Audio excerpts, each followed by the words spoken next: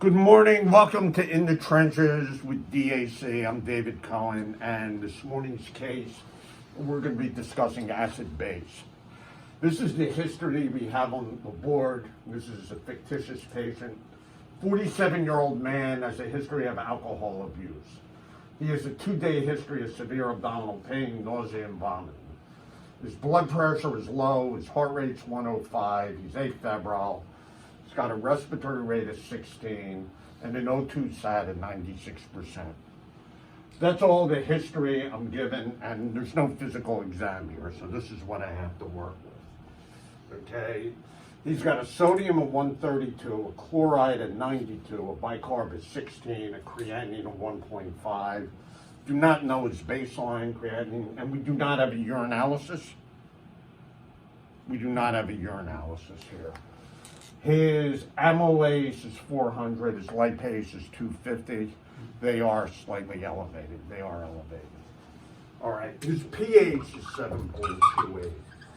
So, in going through this acid-base disorder, the first thing he has is an acidemia.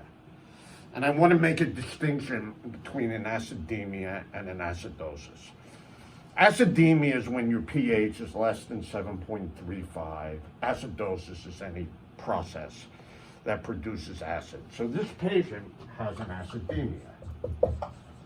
But in going through the blood work, maybe the analysis of this, we're going to say he's got an acidosis. So the first question you're going to ask, is this primarily metabolic or respiratory?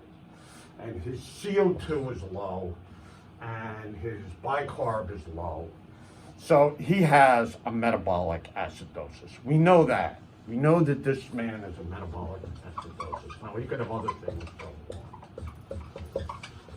So the next question we're going to ask, okay, in a patient with a metabolic acidosis, does he have an anion gap? Is this an anion gap, the metabolic acidosis, or an AGMA? Or a non-anion gap metabolic acidosis, an AGMA. So this guy's anion gap is 40 minus 16. So his anion gap is 24. So the patient has an increased anion gap metabolic acidosis. We know that. Okay. The next question we need to ask, does he have a concomitant other metabolic process going on? In other words, could he have an anion gap metabolic acidosis and a non-anion gap metabolic acidosis concurrently, or could he have an anion gap metabolic acidosis and a metabolic alkalosis? Okay, and by doing that, we do something called the delta-delta bicarb. So the delta-delta is the change in the anion gap. So his anion gap is 24. Normal anion gap is 12. So his delta-delta is 12. Okay, if this was a pure anion gap metabolic acidosis, we'd expect his bicarb to be 24 minus 12 or 12. But his bicarb is 16. So the delta bicarb is 8.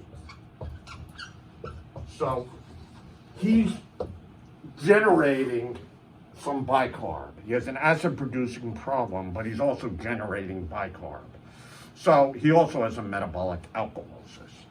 So metabolically, this patient has an anion gap metabolic acidosis plus a metabolic alkalosis.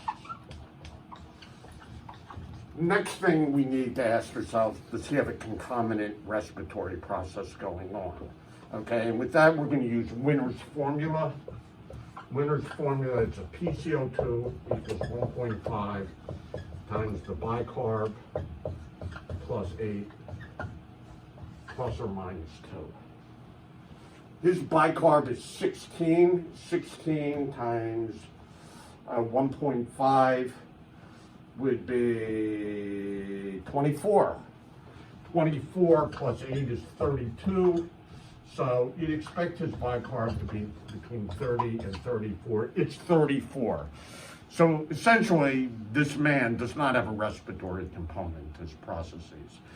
So he has an increased anion gap metabolic acidosis, and a metabolic alkalosis. Now, the next thing, and I don't think we're going to get the answers here because there's information that's limited. Why does he have these? So, the causes of increased anaerobic metabolic acidosis. Number one, the ketoacidoses. Okay, DKA, alcoholic ketoacidosis, and starvation ketoacidosis. He's not diabetic. He could have alcoholic ketoacidosis, okay, but we don't have a beta hydroxybutyrate, and we do not have urine dipstick for ketone, but that's something he could have, and maybe there's some starvation ketosis. He could also have a lactic acidosis. He's got acute pancreatitis, most likely alcohol, nausea, and vomiting, elevated amylase and lipase, but we have no lactate here. He could have taken in some toxins. Once in a while, alcoholics drink ethylene glycol or methanol. These are not common things. Nevertheless, you have to think about them under circumstance, under certain circumstances.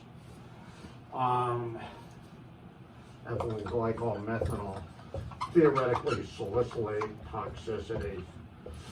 The newest mnemonic for metabolic acidosis is called Goldmark.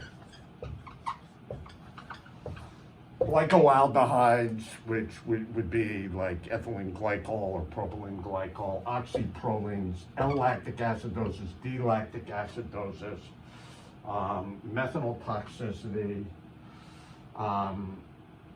aspirin toxicity, renal failure, and the ketoacidosis. The other big one is uremia. He's not uremic.